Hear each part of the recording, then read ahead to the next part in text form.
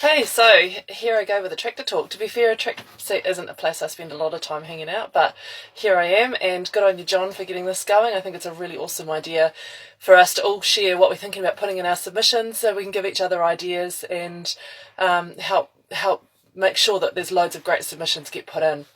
The first thing I want to say about this is that don't be fooled, I guess, by what you're hearing the ministers and various other people saying about this, about it not being so bad, about it not going to cost the good performers, all that kind of stuff. The words on the paper are what actually matters, not the words coming out of their mouths.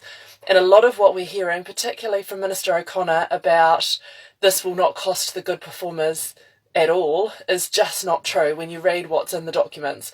So don't be fooled by what they're saying. Don't be lulled into a false sense of security. We've all got to make submissions on this because it's going to cost every single one of us money, even if it's just to get a certified farm plan. Those things won't come for free. Who's going to certify them for nothing? And if you've already got a farm plan, it's not going to benefit water quality one little bit to have someone certify it and then someone else to audit it. So don't listen to what they're saying. Read the documents and have your say, because it will impact you. One of the biggest things I'm going to be submitting on is that there will be significant costs even to good performers. And I'll give you a few examples of that just on our place.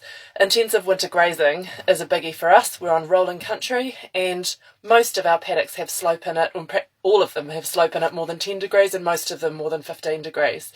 Anything over those levels is going to have a consent going forward. It'll have to have a consent if you're not going to graze top to bottom. And there's many situations, especially on rolling ground, where you might not graze top to bottom.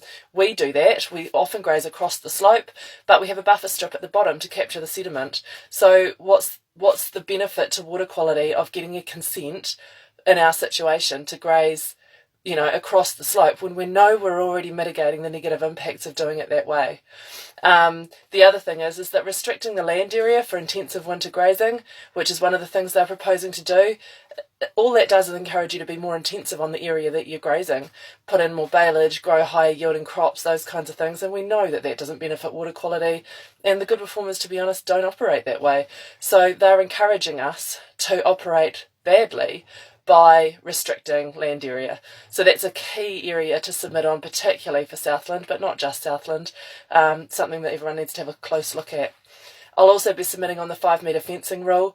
My personal opinion is that 5 metres is excessive unless the area is being cropped for intensive winter grazing, and potentially, depending on the slope, other forms of cropping. Basically, if there's bare soil, stick up a temporary electric fence to create a wider buffer for the period of time that there's going to be an issue. But for the majority of the time, for long-term pasture, that kind of thing, 5 metres is excessive. Another key thing for Southland and for other areas as well, but I know that it's massive for Southland, is sediment. It's really hard to quantify what the rules around bottom lines for sediment are going to do to our farms, but we know that with massively altered waterways in Southland, where there's flood control along most of the rivers in Southland, it effectively creates a big funnel for all of the sediment to go straight down the river into the estuary, whereas under natural conditions, that water would have spread out and the sediment would have been dropped over a large area. Now we're funneling it all straight to sea, or straight to the estuaries, and of course the estuary is impacted. Not only that, the estuary is half the size because of the amount of land that's been reclaimed for Invercargill Airport and the likes. So how can they expect controls on farmers to return rivers to their original states by just putting controls on farming and sediment loss off farms? That's absolutely ludicrous. So we'll be submitting on that. And finally, well, not finally, but the other thing I want to talk about here is feedlots. Lots of people might not have noticed this, but they talk about the definition of a feedlot in the discussion document is anything that holds animals for more than 80 days in a 6-month period. So that's basically any wintering shed. Yet they state in the discussion documents that there's approximately 5 feedlots operating in New Zealand. So I don't think they intended to capture every wintering shed in that rule, but the way the rule is written, that's exactly what it does. There are many, many wintering sheds in Southland and probably in other places that don't actually require a resource consent if they're established and used within certain criteria. We've got one, and we know that it doesn't have a negative effect on the environment. In fact, it has a good one because we have less animals outside during the winter. Yet they're going to be putting some controls on that, and we'll have to go get a resource consent for it, which is just daft.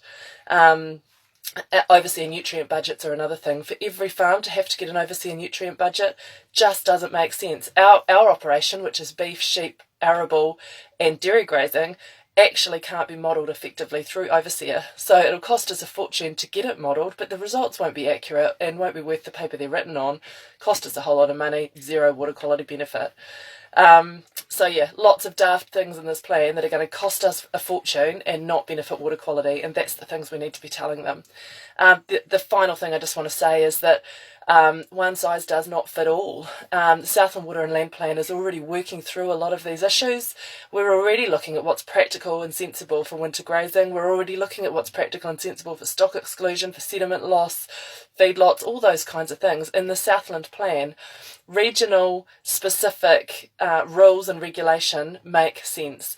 Nationally imposed stuff just doesn't, because there's so much regional variation in New Zealand. We just shouldn't be doing it this way. So get out there, have your say, make the most of the opportunity to have your voice heard, and hope they listen, and if they don't, look out. Cheers, see ya.